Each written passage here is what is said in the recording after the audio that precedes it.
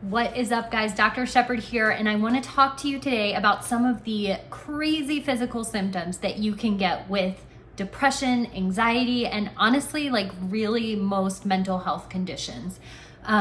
People come to me all the time with a variety of physical symptoms that they've been completely unable to find out a reason why they're having these symptoms. They've been to like a million doctors, tried a million medications, tried all of the different crazy voodoo cure things that they can get their hands on because nothing is working. And I sit down with them and it's like super obvious that they have an untreated anxiety or depressive disorder that is probably prompting all of these symptoms. And the great thing about that is anxiety and depression and pretty much every other mental health condition is entirely treatable. So when we treat the mental health condition that underlies the physical symptoms that they're experiencing, guess what? The physical symptoms go away. So I want to teach you what some of these physical symptoms are. Obviously, this is not intended to be medical advice and is definitely not intended to supersede the advice of your physician. If you're having any physical symptoms that are bothersome to you, please don't trust me, your random YouTube doctor. Please go see your doctor and talk with them about some of the symptoms that you're experiencing so that they can do a proper workup and look for potential other causes because yes, these can all be caused by depression and anxiety, but you can also have depression and anxiety and another medical condition that's causing some of these symptoms. So it's really important to get checked out by your doc and not just be like, oh, this is just my anxiety. I'm not going to worry about it. This is just my depression. Once your doctor has checked you out and says, you know what, yeah, I think this is most likely the anxiety or depression, or has ruled everything else out, then it's time to go after those full force and see if we can get these physical symptoms better. All right, so honestly, the physical symptoms that you can get with depression, anxiety, and any other mental health condition are kind of endless. So I've just picked the ones that I see most commonly, but honestly, I've kind of seen it all. So let's just go down a list and talk about each one of them. And again, these are kind of the things I see most commonly.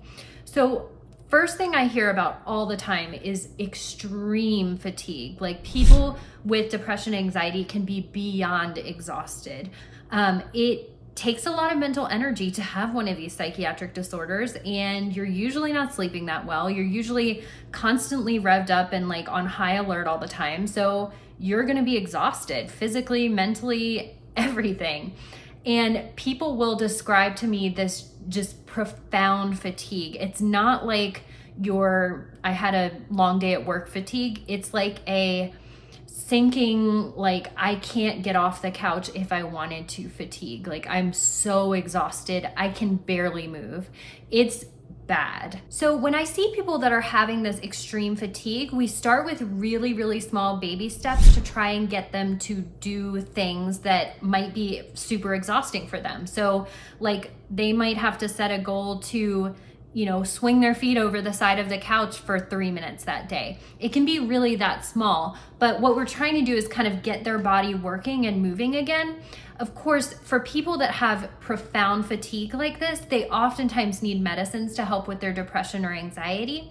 And a lot of times we need medications that have a little bit of a stimulant effect. So these are the patients that I might start with something called an SNRI in versus an SSRI. And if that's something you want to learn more about, just let me know and we can talk more about it. But I'll spare you the boring details just to know that the SNRI class of medications often has a little bit more of a stimulant effect and kind of gives you a little bit more pep in your step.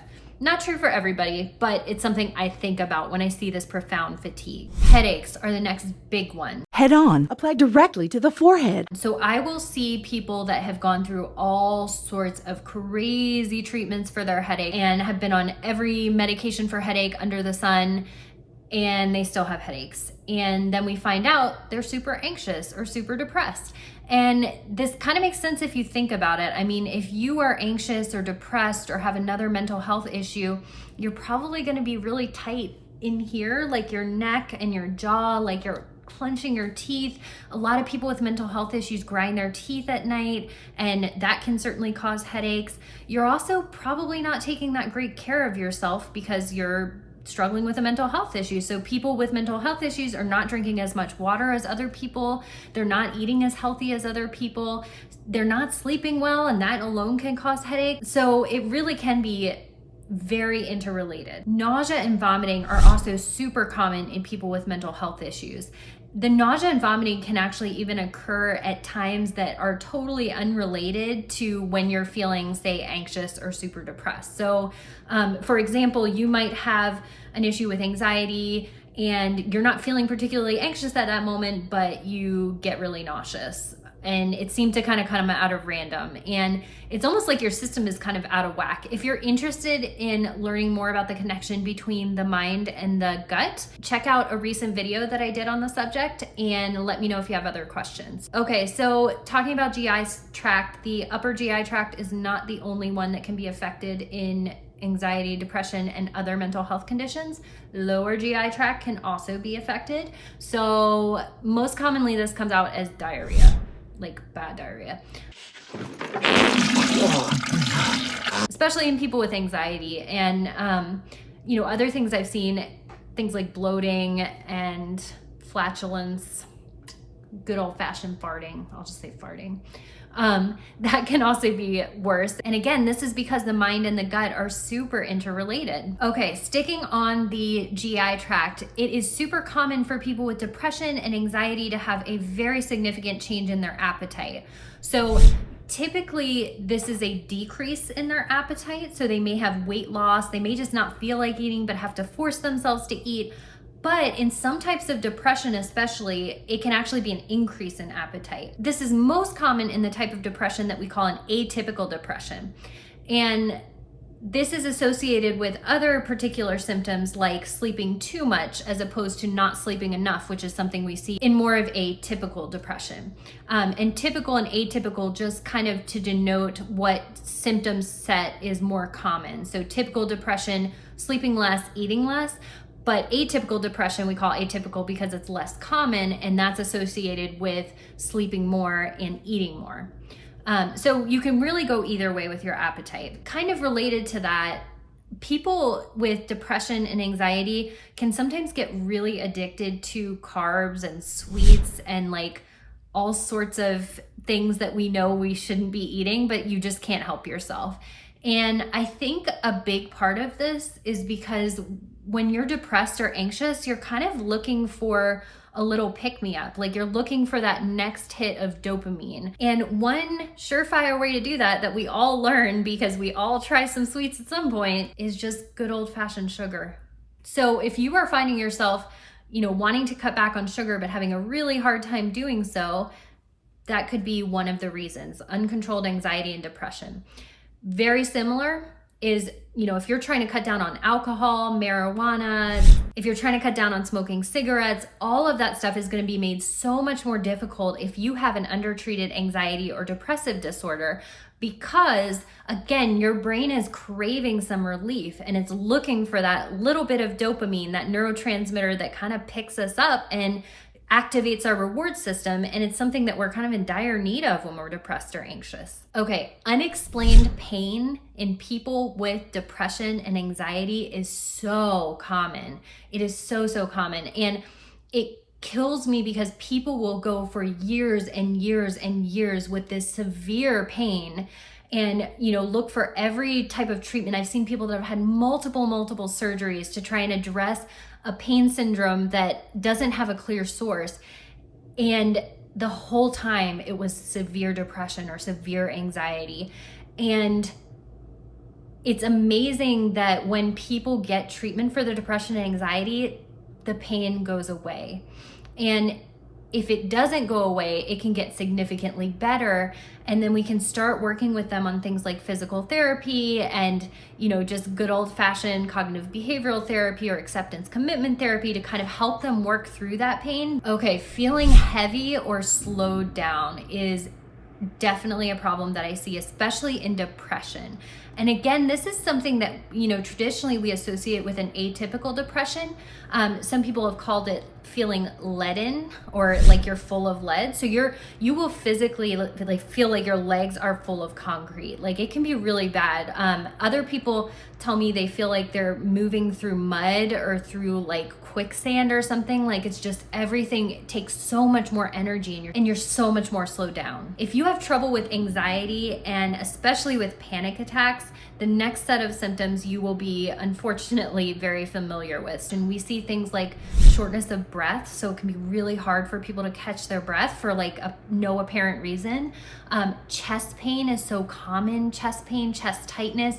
So many people end up in the ER for chest pains and they're actually having a panic attack because it can be that convincing. You might feel shaky, you might feel jittery, you might get tremors. So sometimes people even get worried that they have things like Parkinson's disease because they're so shaky all the time. But really what it is this, you know, constant anxiety that they're dealing with. Their sympathetic nervous system is on overdrive, it's revved up, you're basically ready to fight a bear at all times, and that is gonna make you shake. People can also feel like palpitations or fluttering in their chest, so they might feel like their heart is skipping a beat. So that can be really scary, and it's actually not all that uncommon for healthy people to have their heart skip a beat every so often. But if you're someone who's very anxious and very sensitive to that anxiety, that skipped beat could send you into a tailspin and a total panic attack. Hot and cold flashes are also super common in depression and anxiety. So people will go from feeling super hot and sweaty and icky and throwing their sheets off their bed to being freezing cold and shaking and feeling like they need a million blankets over them. Problems with sexual function are so common in people with depression and anxiety. I would say it's probably one of the most common physical symptoms, and it makes a lot of sense actually, because if you are totally consumed by depression and anxiety and, you know, all of these mental health symptoms, you're not gonna have a great libido, like honestly. A lot of times people worry about SSRIs, so antidepressants, causing problems with erections and libido and orgasms, and that's certainly possible. It's one of the more common side effects, unfortunately, but honestly, oftentimes when I start someone on antidepressant, their sexual function and their sex life actually gets better, because you can't have sex if you're super anxious and depressed. Like it's not what we're made for, you know? You gotta be chill. Gotta put on some nice music, light a candle. Who loves you only? I can be so. Okay, and finally, this one is kind of near and dear to me because I am a dementia doctor by trade, and so I work primarily with people with memory disorders. So we get referrals quite often, actually. I would say probably once a month I'm seeing somebody like this. And then when we talk, we realize it's a bad anxiety disorder or a bad depressive disorder, and those can trash your memory. Those can be really, really problematic. Again, it's something that kind of makes sense, right? Because if you are anxious and worrying about things all the time, or you are depressed and, you know, mulling over these horrible thoughts or scary thoughts or sad thoughts, you can't concentrate on anything. And the first step of being able to remember something is being able to concentrate on it. Focus on it so that you can bring the information into your brain and then remember it. So again, these memory problems can be so severe. So the term for memory problems that were caused by depression actually used to be pseudo-dementia, pseudo meaning false, and then dementia. And this was because it looked so much like dementia that clinicians like myself couldn't tell the difference. And then we treat the depression and the person with pseudo-dementia gets better. Hopefully that was helpful. There are lots of other physical symptoms that we could talk about that are associated with anxiety and depression. But I'm hungry, so I'm gonna see you guys later, and let me know in the comments if there's other things you wanna talk about. And if you haven't already, please subscribe, hit the like button, notifications bell, all the things, you know, I want you to do whatever.